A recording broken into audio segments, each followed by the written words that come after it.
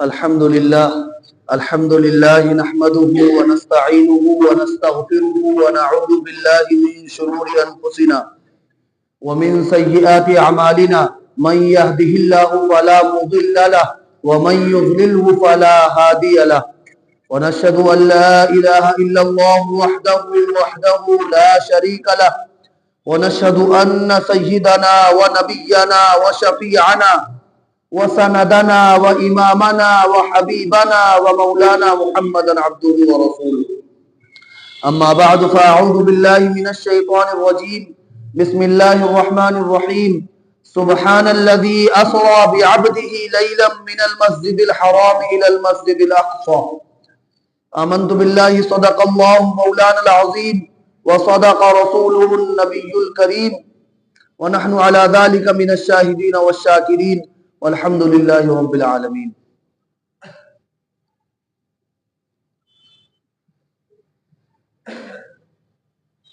برادران عزیز اور بزرگان محترم، یہ رجب المرجب کا مہینہ چل رہا ہے، یعنی اسلامی مہینوں کی ترتیب کے اعتبار سے 7واں مہینہ ہے۔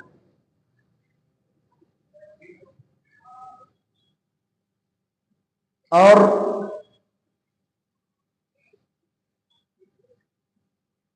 اللہ تبارک و تعالی نے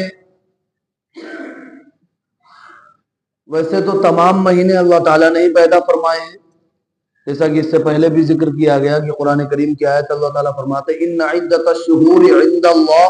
12 شہرا، یقیناً مہینوں کی تعداد اللہ کے نزدیک 12 ہے،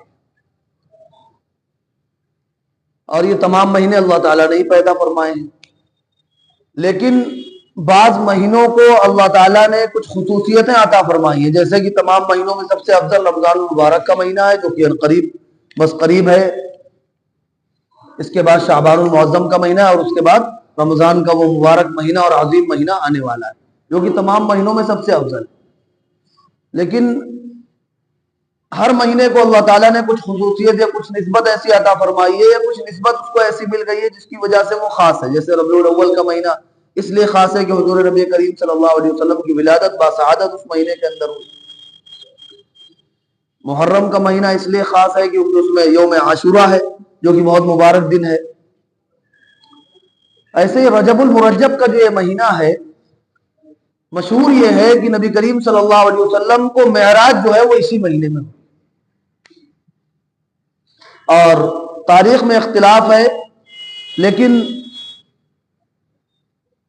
اکثر لوگوں کی رائے 27 رجب کے بارے میں ہے کہ 27 رجب المرجب کی وہ رات تھی جب نبی کریم صلی اللہ علیہ وسلم کو معراج ہوئی۔ معراج کا واقعہ جو کہ تاریخ کا عظیم ترین واقعہ ہے، اللہ تعالیٰ نے اپنے بندوں کی ہدایت اور رہنمائی کے لیے نبیوں اور پیغمبروں کے سلسلے کو جاری فرمایا۔ سیدنا آدم علیہ السلام سے ایک سلسلہ جاری ہوا تاکہ انسانوں کی رہنمائی کی جا سکے اور ان کو ان کے رب سے ملایا جا سکے۔ اللہ سبحانہ و تعالیٰ نے اس سلسلے کو جاری فرمایا، اور کڑی در کڑی سلسلہ در سلسلہ انبیاء اور پیغمبران علیہم السلام تشریف لاتے گئے، لوگوں کو اللہ کی دعوت دیتے گئے، اللہ کی طرف بلاتے گئے، شرک اور کفر سے منع کرتے گئے۔ اس سلسلے کی اس سنہری جو زنجیر تھی، اس کی آخری کڑی جناب محمد رسول اللہ صلی اللہ علیہ وسلم کو اللہ تعالیٰ نے بنا کر بھیجا کہ آپ کے اوپر نبوت کے دروازے کو اللہ تعالیٰ نے بند فرما دیا، کہ نبوت اور رسالت کا دروازہ نبی کریم صلی اللہ علیہ وسلم کی بعثت پر بند ہو گیا، کہ اب آپ کے بعد کوئی نبی آنے والا نہیں۔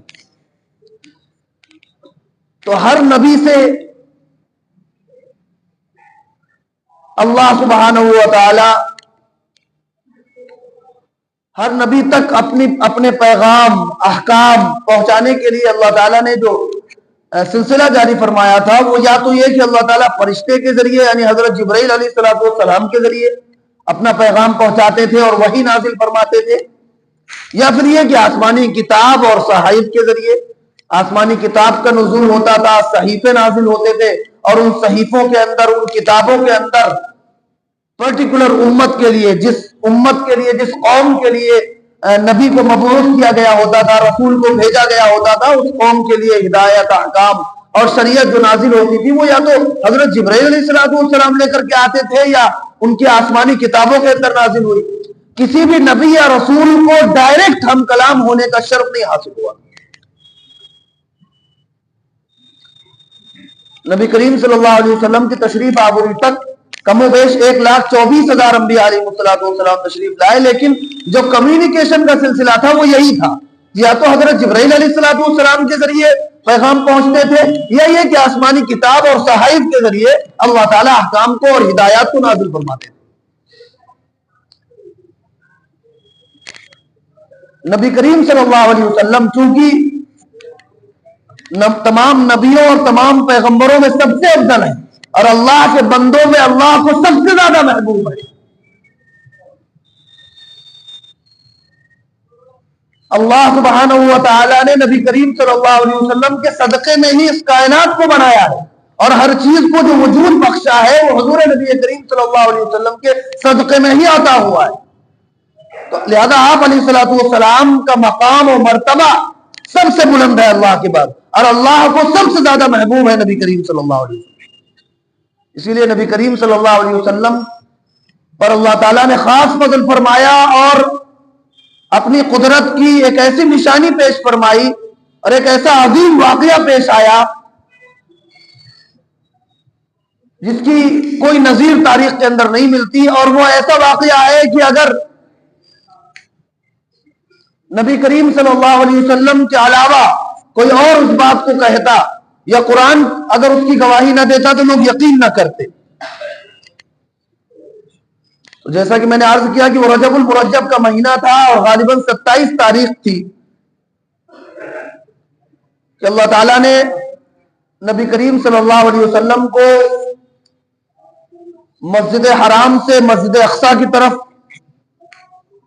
جیسا کہ میں نے جو آیت تلاوت کی کہ اللہ تعالیٰ فرماتے ہیں سبحان الذی اسری بعبدہ لیلا، پاک ہے وہ ذات جو اپنے بندے کو لے گئی ایک رات میں، من المسجد الحرام الی المسجد الاقصی، مسجد حرام سے مسجد اقصی کی طرف، اور وہ رات کا بھی کچھ حصہ تھا، پوری رات بھی نہیں لگی اس میں، یعنی رات کے کچھ حصے میں اللہ کے نبی کریم صلی اللہ علیہ وسلم کو اللہ تعالیٰ نے مسجد حرام سے مسجد اقصی تک کا سفر کرایا، پھر وہاں آپ نے امامت فرمائی، اور پھر مسجد اقصی سے آپ 7 آسمانوں پر تشریف لے گئے، اور پھر اس کے بعد سدرۃ المنتہی جو کہ ایک ایسا مقام ہے کہ جس کے آگے فرشتے بھی نہیں جاتے، وہاں پر کوئی نہیں پہنچتا، اس مقام پر بھی اللہ تعالیٰ نے نبی کریم صلی اللہ علیہ وسلم کو بلایا، اور اللہ سبحانہ و تعالیٰ سے ملاقات ہوئی حضور نبی کریم صلی اللہ علیہ وسلم سے، سلام کیا اللہ تعالیٰ نے نبی کریم صلی اللہ علیہ وسلم کو، تحیات میں پڑھتے ہیں نا ہر نماز میں، السلام علیک ایھا النبی ورحمۃ اللہ وبرکاتہ، جب ملاقات ہوئی تو اللہ تعالیٰ نے کہا السلام علیک،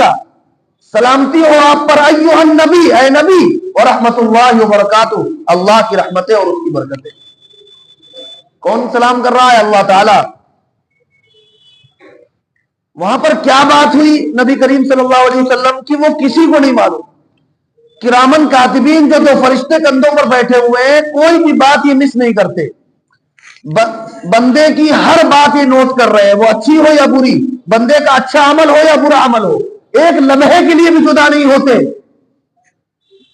جب سے پیدا ہوتا ہے انسان اور جب تک مرتا ہے سب سے زیادہ ساتھ جو ہے وہ کرامن کاتبین کا ہے، بیوی بھی شوہر کے ساتھ اتنا نہیں رہتی، ماں باپ بھی اولاد کے ساتھ اتنا نہیں، یہ ایک لمحے کے لیے جدا نہیں ہوتے، لیکن وہاں پر نبی کریم صلی اللہ علیہ وسلم کی جب ملاقات اللہ سبحانہ و تعالیٰ سے ہوئی تو کیا بات ہوئی یہ کرامن کاتبین کو بھی نہیں پتا، کیونکہ وہ مقام ایسا تھا کہ وہاں فرشتوں کے بھی پر جل جاتے ہیں۔ حضرت جبرائیل علیہ السلام نے عرض کیا تھا نا کہ بس یہی تک میرا مقام تھا، اس کے آگے اگر میں نے ایک قدم بھی بڑھایا تو میں جل کر راکھ ہو جاؤں گا، لہذا وہاں فرشتے بھی نہیں جا سکتے تھے، اس لیے کرامن کاتبین بھی نہیں گئے، کرامن کاتبین کو بھی نہیں پتا کہ محمد رسول اللہ اور اللہ کے درمیان کیا بات ہوئی۔ ایسا لگتا ہے اللہ عالم، اللہ ہی زیادہ جاننے والا ہے، بہتر جاننے والا ہے۔ ایسا لگتا ہے کہ اللہ کے نبی کریم صلی اللہ علیہ وسلم کو کیونکہ امت کی اس قدر فکر تھی، اس قدر امت کا درد تھا کہ اللہ تعالیٰ نے فرمایا کہ کیا آپ اپنے آپ کو بھلا دیں گے امت کے درد میں؟ کیا آپ اپنے آپ کو ہلاک کر دیں گے امت کے درد میں، فکر میں؟ اس قدر فکر و غم آپ کے اوپر لاحق رہتا تھا کہ میری امت کیسے کامیاب ہو جائے۔ تو جب اللہ تعالیٰ نے سلام کیا کہ السلام علیکم سلام، فرمایا السلام علیکہ، سلامتی ہو آپ پر، تو وہاں پر بھی اللہ کے نبی کریم صلی اللہ علیہ وسلم نے امت کو، آپ امت کو بھولے نہیں اتنے اونچے مقام پر پہنچ کر کے بھی جواب کیا دیا؟ کیا کہتے ہیں آپ اس کے بعد؟ السلام علینا وعلی عباد اللہ الصالحین۔ یہ نہیں کہا کہ السلام علیہ، سلامتی ہو میرے اوپر، آپ نے سب کو لے لیا۔ السلام علینا، سلامتی ہو ہم سب پر، یعنی اللہ تعالیٰ کی طرف سے جو دعا آئی، جو سلامتی کے کلمات آئے، اس میں امت کو شامل کر لیا آپ نے۔ فرمایا السلام علینا، سلامتی ہو ہم پر، وعلی عباد اللہ الصالحین، اور اللہ کے نیک بندوں پر۔ ایسا لگتا ہے، اللہ عالم، اللہ ہی زیادہ جاننے والے ہیں، کہ نبی کریم صلی اللہ علیہ وسلم نے اللہ تعالیٰ سے عرض کیا ہوگا کہ اللہ تعالیٰ آپ نے یہ مقام مجھے تو عطا کر دیا، میری امت اس مقام تک کیسے پہنچے گی؟ کیونکہ آپ کو ہر وقت فکر لاحق رہتی تھی کہ میری امت کامیاب ہو، کہ میری امت اس مقام تک کیسے پہنچے گی۔ تو اللہ تعالیٰ نے اس ملاقات میں تحفہ دیا نبی کریم صلی اللہ علیہ وسلم کو نماز کا، اور پھر فرمایا نبی کریم صلی اللہ علیہ وسلم نے الصلاۃ معراج المؤمنین، نماز مومنوں کی معراج ہے، نماز مومنوں کی معراج ہے۔ جب بندہ صحیح طریقے سے خشوع و خضوع کے ساتھ آداب اصول کی رعایت کرتے ہوئے نماز کو پڑھے گا تو اللہ تعالیٰ